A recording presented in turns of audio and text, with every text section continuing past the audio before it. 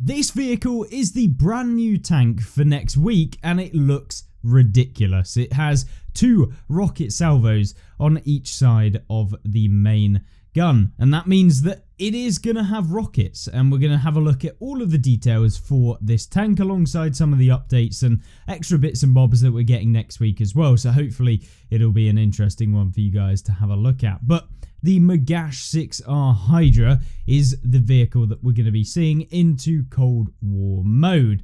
Now, of course, when it comes to this vehicle, it is essentially another Israeli tank, I want to say, something like that. I'm pretty sure the Nagashes are something in that region, but yeah, either way, it basically looks like an M48 pattern with some rocket tubes. That's kind of what you're looking at with this tank. It's going to be slightly different with regards to the hull armor, as it will get that different thicker plate on the bottom, but because it is essentially a medium tank, it is going to be very, very weak either way, even if it does get more armor than the M48 pattern, because that doesn't really mean much when the M48 pattern is what it is. So this gets 2 options. You can either use the 105 or you can use the ×2 17mm M261 rocket pods, which deal 150 damage. But the funniest thing about this is it has 19 of them in each one of these. So that means that you're going to be firing off 19 shots in one clip. And when they're dealing 150 damage with 290 pen, you can kind of see how annoying this tank is probably going to be. And it is an Era 2 vehicle, so it'll be adding to the rocket meta that is Cold War and just people rolling around with rockets. And yeah, I mean, the experience isn't great with regards to how it feels playing Era 2 and above anymore.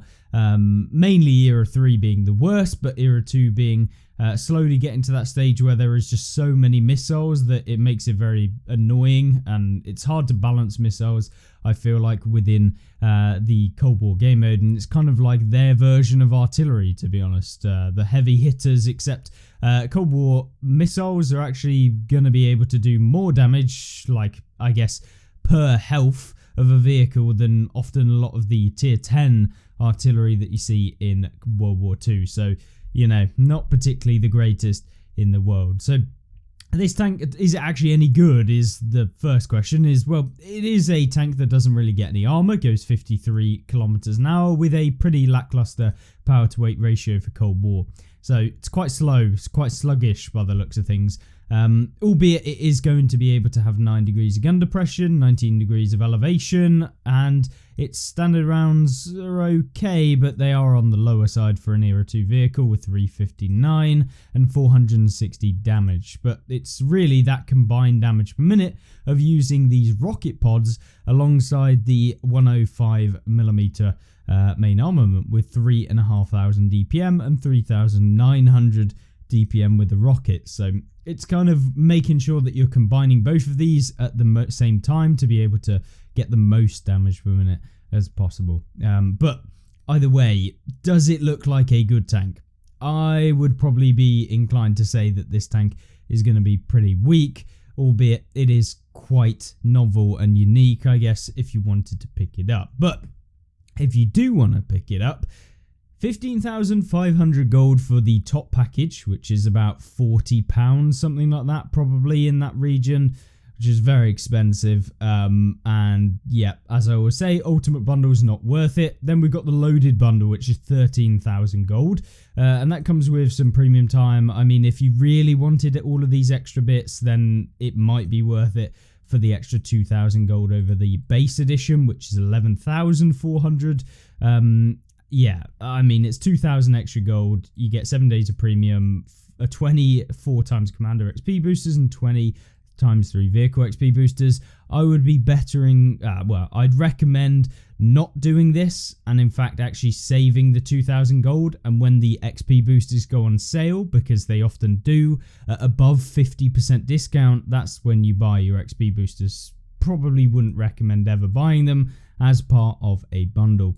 But that's just me. Of course, you can do whatever you want with your own money. And if you think that it's worth it, let me know in the comment section down below. But either way, the Nagash 6B or 6R is what is coming next week. But there is still some more news because it's not all Cold War, and that comes in the form of essentially the Chinese heavies being an on-track event. So you got a 25% XP bonus on all Chinese heavy tanks, with 50% silver discount on all of the tiers 3 to tier 6, and then 30% off all of the tiers 7 to tiers 10. So I will be playing these vehicles to try and get as far as we can, because we still need to pick up the 113 and the WZ-111-5A as part of our kind of grind to try and complete all of the tech tree lines within World War II. Although every time I get somewhat close, within about 5 tech tree lines, they bring out another tech tree line. So yeah, we've been trying to get there for about the last 2 years, but hopefully this year we will actually be able to do it, and we'll complete it, including all of the new tech tree lines as well, bar some of the artillery, because I'm not playing artillery to that degree, especially when artillery is just as boring as it's ever been. VE Day week, there is of course a kind of operation where you deal 500 or more damage in any number of battles and get double XP. So nice to have some extra double XP. 25% off equipment, and 30% off tier 7, 8, 9, 10 World War II tech tree tanks. So every single tier 7 to tier 10 World War II tech tree vehicle will be on a 30% discount. So this is really nice. It's a great time to pick it up.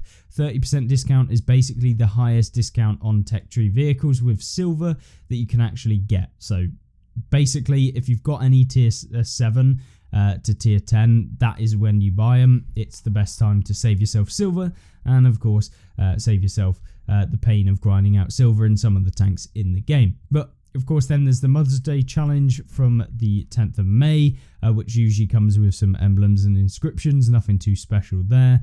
And then you can earn 2,000 or more XP in any number of battles to take part in that.